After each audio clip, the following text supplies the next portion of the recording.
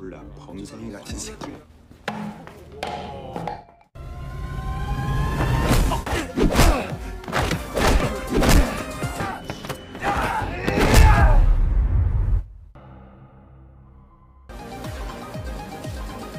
Halo Yorobun, drama yang akan menemani kegabutan kalian di minggu ini berjudul One High School Heroes. Bercerita tentang seorang murid culun yang tidak sengaja terlibat dengan para pembuli di sekolah. Bersama teman sekelasnya yang juga sama-sama culun, mereka tidak ingin bermasalah dengan para perundung dan hanya diam saja ketika dibuli. Namun karena sudah muak selalu dihajar terus-terusan, ia pun memutuskan untuk melawan mereka. Yang tidak disangka-sangka, rupa-rupanya si culun ini punya bakat gelut dan malah ketagihan untuk menghajar semua pembuli yang ada di sekolah itu. Iya, akhirnya mereka pun membentuk tim duo dan mulai memburu semua pembuli dengan menggunakan topeng untuk menutupi identitas mereka. Kira-kira bagaimanakah keseruan drama kali ini? Kalau kalian udah gak sabar dan penisirin, mari langsung saja kita simak ke alur drakornya. Dan ini dia One High School Heroes Part 1.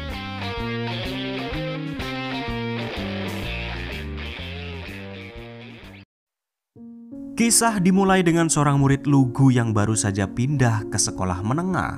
Dia bernama Kim Yoo-gyum. Walaupun terlihat pendiam, nyatanya dia adalah salah satu siswa dengan prestasi terbaik di Korea. Entah kenapa, Yoo-gyum pindah ke sekolah menengah ini. Padahal sebelumnya ia bersekolah di sekolah elit tempatnya para orang-orang kaya.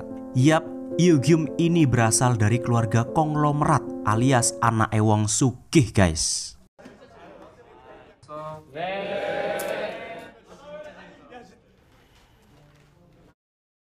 Namun, bukan berarti karena anaknya orang kaya, hidup Yoo-gyum jadi ayem tentrem lan kepena. Dia malah terlihat sangat stres karena selalu dituntut oleh ayahnya untuk menjadi anak yang pintar dan selalu juara satu. Tidak ada jam istirahat untuknya. Pagi-pagi ia harus berangkat ke sekolah. Pulang sekolah, dia langsung les tambahan sampai malam. Dan semua kegiatan belajar ini setiap hari ia lakukan untuk memuaskan hati ayahnya. Sampai-sampai kalau ada salah satu nilai sekolahnya yang jatuh sedikit saja, ayahnya pasti marah dan langsung menonyor-nonyor kepala Yoo-gyum.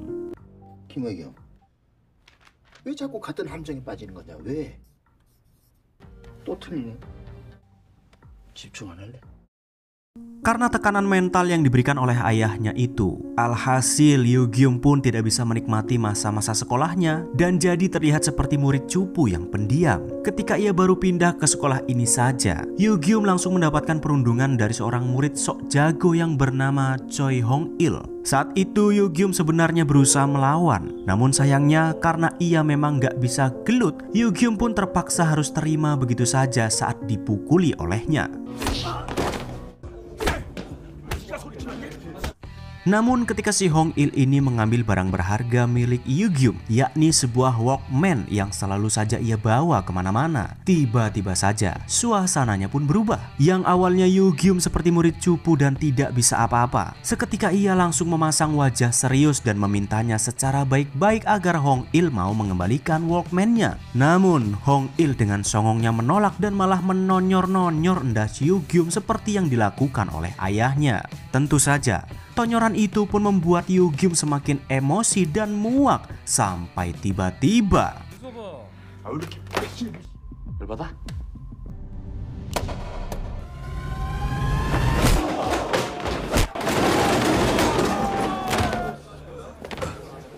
ya, si culun Yoo-gyum ternyata bisa mengalahkan Hong-il. 내가 중요한 물건이라고 했잖아.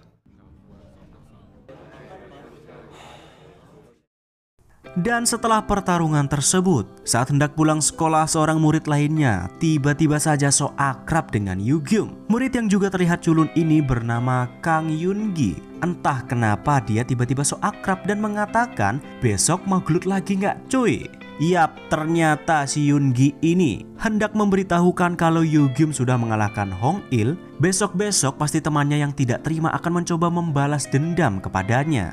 Namun terang saja, Yoo-gyum tidak menggubris ucapan Yoon-gi karena dia datang ke sekolah untuk belajar dan bukan untuk gelut. 나는 싸울 생각 없어. 잘 가, 김우겸. Dan ketika sampai di rumah, lagi-lagi belum sempat istirahat, Yugyum sudah dipaksa oleh ayahnya untuk langsung belajar. Memang sangat kebangetan bapaknya ini kok. Dasar botak. Namun karena tidak mau jadi anak durhaka, Yugyum pun selalu mengiyakan perintah ayahnya itu. Ibunya juga tidak bisa membelanya, walaupun ia sebenarnya kasihan dengan Yugyum. Sampai ketika sedang belajar, tiba-tiba saja Yugyum malah melihat sosok abangnya ketika ia memberikan Walkman tersebut kepadanya. Iya, Walkman ini adalah peninggalan abangnya yang sudah meninggal. Itulah alasannya kenapa barang tersebut sangat berharga bagi Yugyum. 들어봐. 형. Sampai keesokan harinya, benar saja, ketika Yugyum sampai di sekolah, si Hong Il ini langsung mendatanginya dan langsung menantangnya lagi. Kali ini ia membawa seorang murid paling jago di kelas 1 untuk melawan Yugyum. Murid tersebut bernama Kim Sung Jun. Awalnya, Yugyum tidak menggubris tantangan tersebut karena tidak ada niatan untuk gelut. Namun saat si Sung Jun ini melayangkan pukulannya, tiba-tiba saja 이 친구가 먼저 대고. 너희들 여기서 뭐해?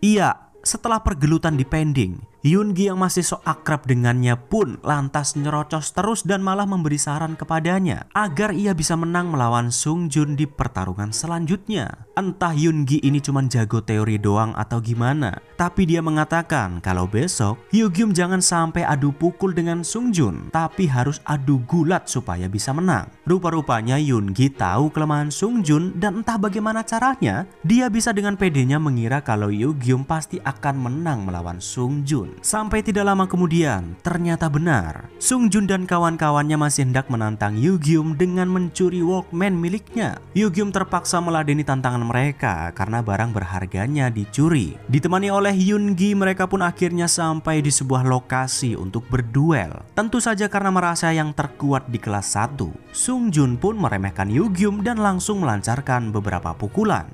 이제 할 마음이 생겼어?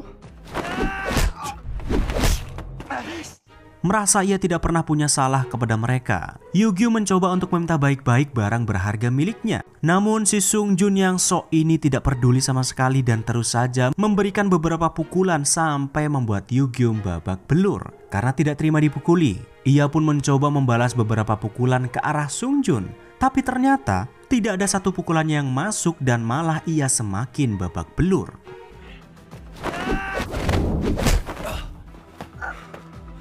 Sampai tidak lama kemudian, ketika Yugyum sudah bonyok sebonyok-bonyoknya, mereka tidak menyangka kalau Yugyum malah semakin semangat dan merapatkan tinjunya. Walaupun masih tetap bonyok, rupa-rupanya di tengah-tengah pertarungan, Yugyum sedikit demi sedikit belajar cara bertarung dan mengevaluasi setiap gerakan Sung Jun. Sampai beberapa menit kemudian, ketika sudah hafal dengan gaya bertarungnya, Yugyum yang teringat pesan Yoongi kalau ia harus bertarung dengan metode gulat, langsung menerapkan metode tersebut, membanting Sung Jun dari tangga, dan akhirnya ia pun berhasil mengalahkan si terkuat di kelas 1. 타이밍이다.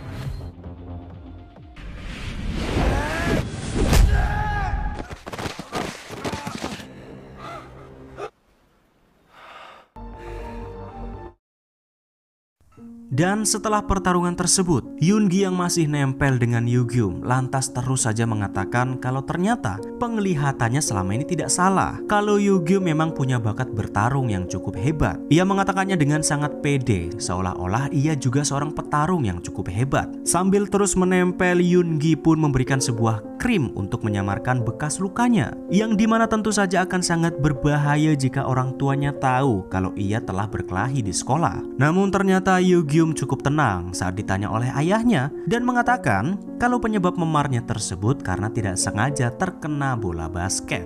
너 오늘 학원 왜 늦었어? 잘할 수 있어요, 아빠.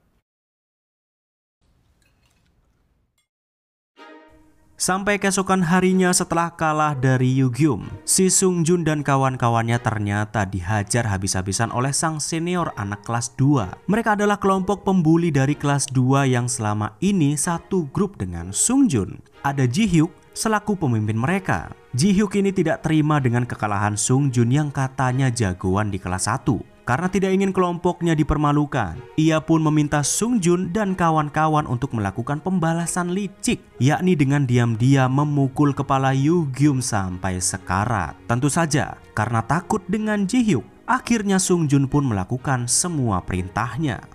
앞장서 새끼야.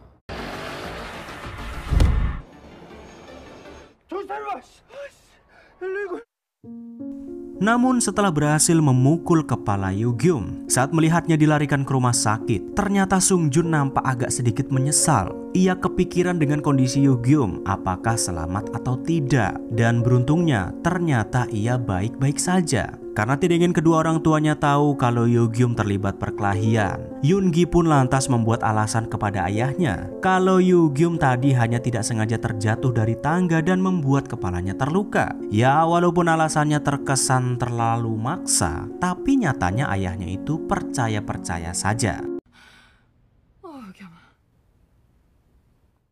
Dan benar saja, sesampainya di rumah, ibunya yang sangat mengkhawatirkannya pun meminta Yoo Gyum untuk tidak usah masuk sekolah dulu sampai lukanya sembuh. Namun karena Yoo Gyum takut dengan ayahnya, ia pun menolak permintaan ibunya itu. Tapi penolakan tersebut tiba-tiba saja malah membuat ibunya tantrum. Ternyata hubungan mereka selama ini agak renggang dan ibunya merasa kalau Yoo Gyum membenci dirinya. Ya, penyebabnya tidak lain dan tidak bukan adalah karena abangnya yang sudah tewas. Entah apa sebenarnya penyebab saudara Yoo Gyum tewas. Yang jelas, sebagai ibu, ia merasa bersalah dan menganggap kalau tewasnya saudara Yoo Gyum adalah karena salahnya. 너 지금 엄마 원망하니?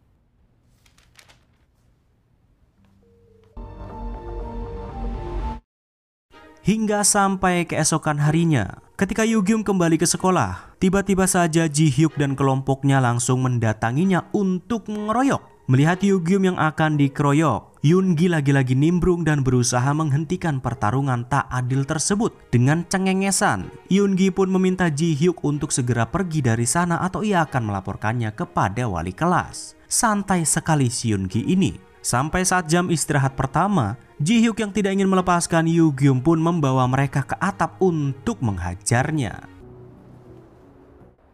네가 잘못했지. 죄송합니다.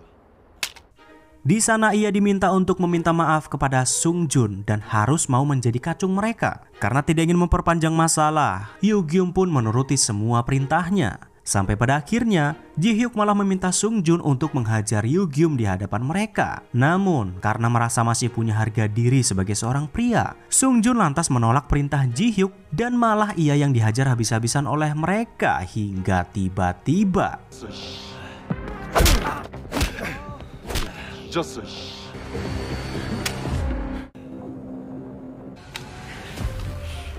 Ya, tiba-tiba saja Yoo Gyum memutuskan untuk melawan Ji Hyuk dan berduel dengannya. Ternyata setelah dicoba, rupa-rupanya si Ji Hyuk ini tidak ada apa-apanya dibandingkan Yoo Gyum yang amatiran. Pukulan demi pukulan berhasil mendarat telak di wajah Ji Hyuk sampai membuatnya babak belur. Namun saat yang bersamaan, si Ji Hyuk ini ternyata licik dan hanya bisa bertarung menggunakan alat. Dengan rotan andalannya, Ji Hyuk pun akhirnya mulai mendominasi pertarungan. Yoo Gyum dibuat kerepotan karena harus bertarung dengan tangan kosong. Namun karena tidak ingin menyerah, setelah mengevaluasi cara bertarung Ji Hyuk, Yoo Gyum yang sudah bisa beradaptasi dengan serangannya pun akhirnya bisa mengalahkan Ji Hyuk, si murid terkuat di kelas 2.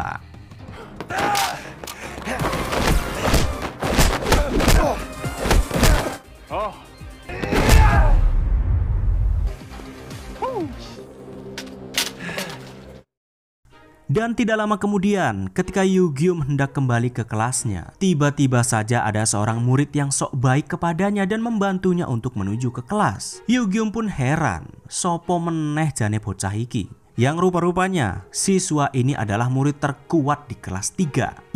Dia berpura-pura membantu Yoo Gyum yang masih terluka setelah beberapa saat lalu si Ji Hyuk melapor kepadanya kalau ia sudah dikalahkan oleh seorang murid baru di kelas 1. Dia bernama Sung Sik. Namun hari itu, Sung Sik tidak datang untuk membalas Yoo Gyum. Ia hanya datang untuk menyapa dan melihat sosok Yoo Gyum yang telah mengalahkan Sung Jun dan juga Ji Hyuk anak buahnya.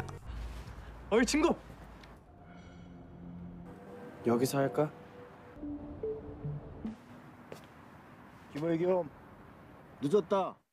Setelah tidak jadi gelut, Yugyum langsung dibawa oleh ayahnya ke tempat tukang jahit langganan mereka untuk membuat satu setelan. Setelan itu dibuat untuk menghadiri acara ulang tahun kakeknya. Ini dia sosok kakek Yugyum. Kita panggil saja Mbah Parjo. Pada hari itu, semua keluarga besar Yugyum datang untuk menghadiri pesta ulang tahun Mbah Parjo. Mereka tidak bisa menolak karena ternyata Mbah ini adalah investor utama di semua perusahaan anak-anak, keponakan sampai cucu-cucunya. Iya, kalau ada yang berani menantang ucapannya sedikit saja, Mbah Parjo ini tidak segan-segan menarik semua uangnya yang pasti akan membuat mereka bangkrut. Sebagai cucu kesayangan, Yugyum pun sangat dimanja oleh Mbah Parjo. Apapun yang dia minta pasti akan diberi. Bahkan orang tuanya saja tidak begitu dimanja seperti dirinya. Namun, pada hari itu ada satu masalah yang membuat Mbah Parjo jadi kepikiran, yakni tentang Yugyum yang saat ini bersekolah di sekolah yang biasa-biasa saja, alias bukan sekolah elit seperti yang ia inginkan. Mbah Parjo yang egois pun meminta Yugyum untuk segera pindah sekolah ke sekolah elit demi harga dirinya. Namun, dengan tersenyum Yugyum menolak karena dia sudah nyaman dan menemukan kesenangan baru di sekolahnya saat ini selain belajar, yakni gelut. Ternyata si Yugyum jadi ketagihan gelut guys. Tentu saja mendengar cucunya itu menolak, seketika Mbah Parjo pun kesal dan lantas memintanya untuk meminum ciu alias alkohol untuk menemani dirinya. Pancen gendeng iki Mbah Parjo kok. Cucunya yang di bawah umur malah dipaksa untuk ngombe ciu. Dan alhasil, setelah meneguk satu cangkir penuh ciu, Yugyum pun langsung sempoyongan, berhalusinasi tentang sosok abangnya dan langsung nyemplung ke kolam renang.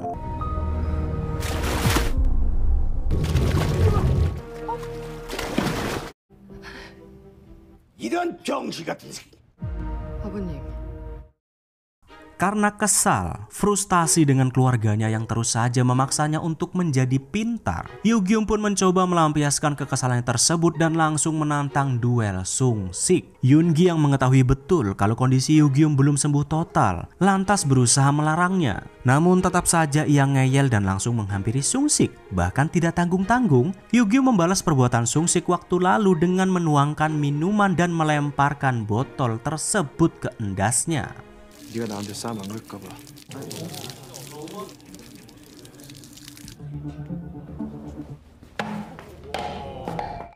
Setelah memancing pergelutan, Sung Sik membawa Yugyum dan Yoongi ke markas mereka untuk memulai duel. Awalnya Sung Sik masih memberikan tawaran jika tidak ingin babak belur, maka Yugyum harus mau menjadi anak buahnya. Namun tentu saja Yugyum menolak tawaran tersebut dan lebih memilih adu jotos dengannya. Jotosan demi jotosan coba Yugyum lancarkan sekuat tenaga. Tapi rupa-rupanya Sung Sik ini cukup hebat dan malah membuat Yugyum kewalahan. Sampai-sampai ia pun berakhir pingsan saat baru beberapa menit duel tersebut dimulai.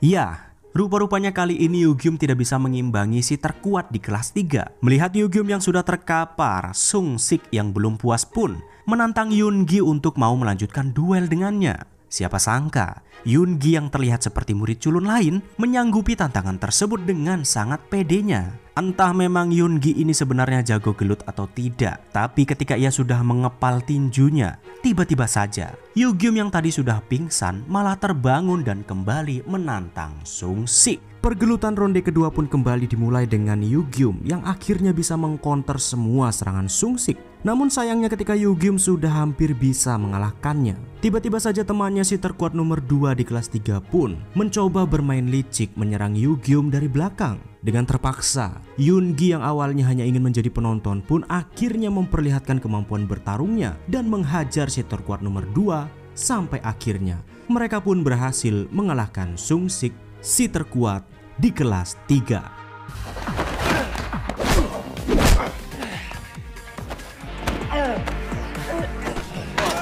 팬 서비스.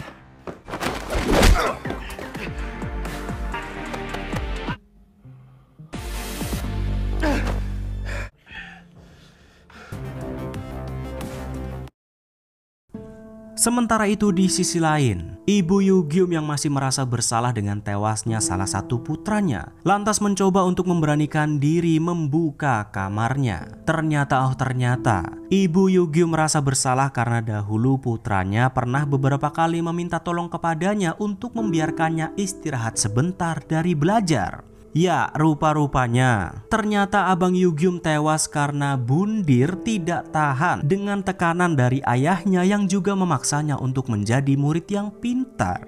Dari sinilah ia pun merasa bersalah karena dahulu tidak mau mendengarkan permintaan putranya itu.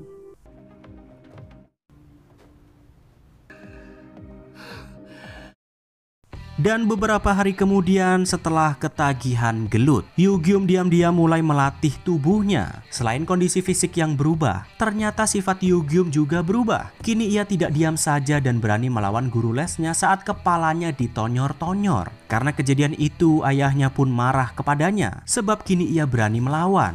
Namun Yugyum tidak terlalu memperdulikan repetan ayahnya itu dan langsung pergi menemui Yoongi. Di sana awalnya Yugyum hanya ingin menghilangkan rasa kesalnya. Namun tiba-tiba saja Yoongi malah mengusulkan sebuah ide yang membuat Yugyum semakin kesal. Yakni Yoongi memintanya untuk mau membuat tim duo dan memburu para pembuli yang ada di sekolah-sekolah lain. Yoongi pun menunjukkan sebuah video perundungan di sekolah lamanya yang dilakukan oleh seorang anak konglomerat. Dan bahkan kasusnya itu selalu ditutup hanya karena ayahnya yang mempunyai jabatan yang cukup tinggi. Namun setelah ditunjukkan video tersebut tetap saja Yugyum menolak. Padahal ia sendiri juga tahu kalau perbuatannya itu pasti akan membantu murid-murid yang lemah.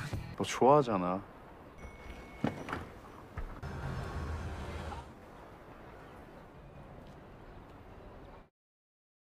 Sampai keesokan malamnya, di sebuah acara besar tempat berkumpulnya para konglomerat, ayahnya pun mencoba mengenalkan Yugyum kepada semua orang yang ada di sana untuk mendapatkan koneksi. Awalnya, rencana berjalan lancar, sampai tiba-tiba Yugyum melihat salah seorang perundung yang tadi diperlihatkan oleh Yoongi berkeliaran di depan matanya dengan bebasnya. Padahal, sudah memakan banyak korban. Mengetahui kalau sepertinya memang hukum tak berlaku adil bagi orang lemah, Yugyum pun langsung mempermalukan si perundung Namhyup dengan mengumbar kasus perundungannya di hadapan semua orang. 끔찍합니다. 김의겸.